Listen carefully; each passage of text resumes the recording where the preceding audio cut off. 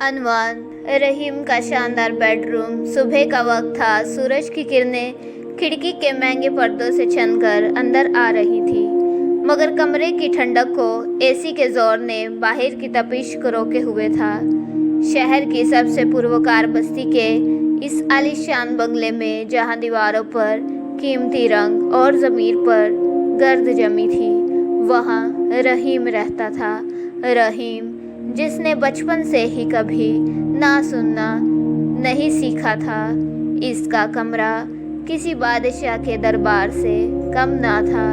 قیمتی گھڑیاں، designer suits اور ہر وہ آسائش جو ایک انسان کا دماغ خراب کرنے کے لیے کافی ہوتی ہے، موجود تھی۔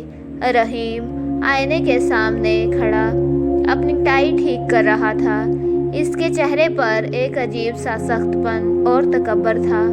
رحیم اپنے آپ میں بڑبڑایا، لوگ کہتے ہیں نصیب محنت سے بنتا ہے، میں کہتا ہوں نصیب طاقت اور پیسے سے بنتا ہے۔ میرے پاس وہ پاور ہے کہ میں وقت کو بھی خرید سکتا ہوں۔ اتنے میں نیچے سے امی جان کی آواز آتی ہے، رحیم بیٹا، ناشتہ ٹھنڈا ہو رہا ہے، جلدی نیچے آ جاؤ۔ رحیم پھر بدتمیزی سے بڑبڑاتے ہوئے، ہمیشہ وہی پرانی باتیں، ناشتہ، وقت، پرہیز، انہیں سمجھ کیوں نہیں آتا کہ میرا ہر منٹ لاکھوں کا ہے۔ رحیم نیچے ڈائننگ ٹیبل پہ آیا۔ امی جان نے بڑے پیار سے گرما گرم پراٹھے اور اس کی پسندیدہ چائے اس کے سامنے رکھی، مگر رحیم کی نظریں اپنے آئی پیڈ پر تھیں۔ وہ شیئر مارکیٹ دیکھ رہا تھا۔ امی جان نرم لہجے میں بولی، بیٹا آج کا دن بہت مبارک ہے، آج تمہارے والد کی برسی ہے، کیا تم میرے ساتھ شام کو درگاہ یا کسی یتیم خانے چلو گے؟ ان کا صدقہ جاریہ ہو جائے گا۔ رحیم بنا اوپر دیکھے بولا، امی آج میرے شہر کے سب سے بڑے انویسٹرز کے ساتھ میٹنگ ہے، میں یہ فضول کام نہیں کر سکتا، پیسہ کمانا ہی سب سے بڑا صدمہ ہے، میں چیک بھجوا دوں گا، آپ خود چلی جائیے گا۔ امی جان اداس ہو کر رہ گئیں۔ پیسہ تو سب کچھ نہیں نہ ہوتا بیٹا، میں تمہاری کامیابی اور سکون کی دعا کر رہی تھی، مجھے نہیں چاہیے ایسی دعا۔ آپ کی یہ باتیں، یہ نصیحتیں مجھے پیچھے کھینچ رہی ہیں۔ جب تک آپ اس گھر میں ہیں میرا دماغ ٹھیک سے کام نہیں کرے گا، ہر وقت مجھے گناہ اور ثواب کا ڈر دکھاتی رہتی ہیں۔ بیٹا یہ گھر تمہارے باپ کی نشانی ہے، میں کہاں جاؤں گی؟ رحیم ایک دم سے جنون کے عالم میں بولا، جہاں دل کرے جائیے، اپنے انہی غریب رشتہ داروں کے پاس چلی جائیے جن کی آپ اتنی سائیڈ لیتی ہیں، مگر اس گھر میں اب صرف میری ہی مرضی چلے گی، میں اب اور یہ گھٹن برداشت نہیں کر سکتا، ابھی کے ابھی یہاں سے نکل جائیں۔ امی جان کانپتے ہوئے ہاتھوں سے اپنا چہرہ صاف کرتے ہوئے بولی، رحیم تم ہوش میں تو ہو نا، میں تمہاری ماں ہوں، اس سردی میں، اس بارش میں کہاں جاؤں گی؟ رحیم دروازہ کھولتے ہوئے، یہ میری فکر نہیں ہے، آپ کو لگتا ہے نا کہ اللہ سب کا خیال رکھتا ہے، تو دیکھتے ہیں آج وہ آپ کا خیال کیسے رکھتا ہے، نکلیے یہاں سے۔ امی جان خاموشی سے اٹھی، ان کے پاس صرف ایک پرانی چادر تھی۔ وہ رحیم کی طرف دیکھتی ہے، ان کی آنکھوں میں غصہ نہیں تھا، صرف ایک عجیب سا ترس تھا۔ میں جا رہی ہوں بیٹا، اللہ کرے تمہیں وہ سکون مل جائے جس کی تلاش میں تم نے اپنی ماں کو بھی ٹھکرا دیا، مگر یاد رکھنا جب یہ دنیا تمہیں دھوکہ دے جائے گی تو یہ ماں ہی ہوگی جو تمہارے لیے دعا کرے گی۔ وہ بارش میں باہر نکل جاتی ہے۔ رحیم زور سے دروازہ بند کر دیتا ہے۔ گھر میں خاموشی چھا جاتی ہے، مگر یہ خاموشی پرسکون نہیں بلکہ ڈراؤنی تھی۔ ماں کو گھر سے निकाल कर रहीम ने सोचा था कि अब वो आज़ाद है।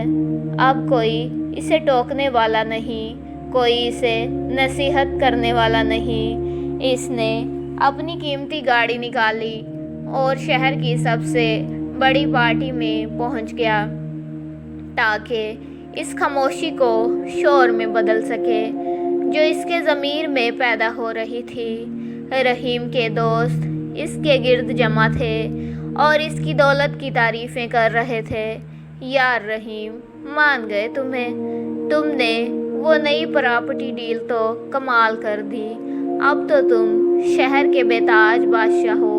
रहीम ज़बरदस्ती मुस्कुराते हुए बोला, बादशाह बनने के लिए कुछ कुर्बानियाँ देनी पड़ती हैं मेरे दोस्त। जो बोझ आपको आगे बढ़ने से रोके, इसे पीछे छोड़ देना ही अक्लमंदी है। अचानक रहीम के फ़ोन की स्क्रीन रोशन हुई।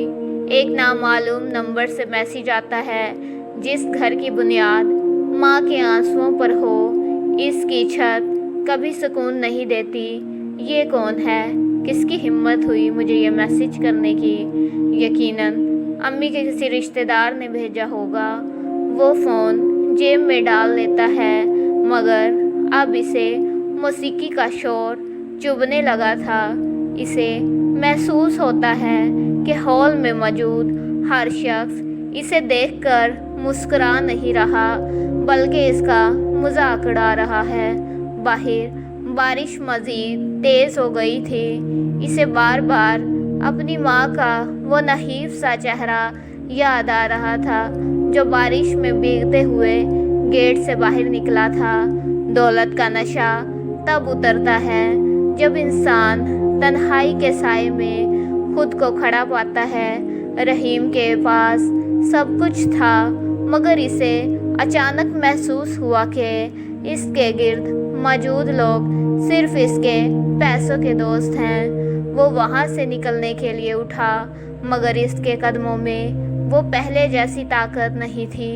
कहते हैं कि माँ की बददुआ से ज़्यादा माँ की खामोशी खतरनाक होती है। रहीम अभी पार्टी से निकला ही था कि इसे पड़ोसी का फ़ोन आया। वही पड़ोसी जिसे वो कभी मुंह लगाना भी गवारा नहीं करता था। पैगाम मुख्तसर था, मगर रहीम के पैरों तले से ज़मीन निकालने के लिए काफ़ी था। तुम्हारी माँ अस्पताल में है, ज़िंदगी और मौत की जंग लड़ रही है। रहीम अस्पताल के आईसीयू के बाहर पहुंचा। वही पड़ोसी, एक सादा सा बूढ़ा आदमी वहां खड़ा था। वो रहीम को देखकर अपनी नज़रें झुका लेता है। रहीम हाँफते हुए, मेरी माँ, वो कहाँ है? इन्हें क्या हुआ है? पड़ोसी थोड़ा सर्द लहजे में बोला, इन्हें दिल का दौरा पड़ा है रहीम साहब। वो तुम्हारे घर के बाहर सड़क पर बेहोश पड़ी थी। बारिश में भीगने की वजह से इनका जिस्म ठंडा पड़ चुका। या खुदा! रहीम आगे बढ़ा और आईसीयू के शीशे से अंदर देखने लगा।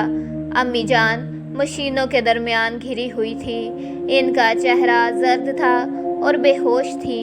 वो औरत जो इसे हर बला से बचाने के लिए दुआ करती थी, आज खुद एक सांस की मोहताज थी।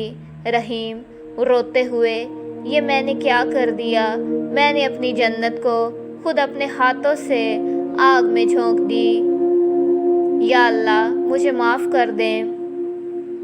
कहानी का अगला हिस्सा जानने के लिए जुड़े रहिए अल्फाज़िल इश्म के साथ और बेल के बटन को प्रेस कर दें ताकि हमारी हर आने वाली वीडियो आप तक पहुंच सके।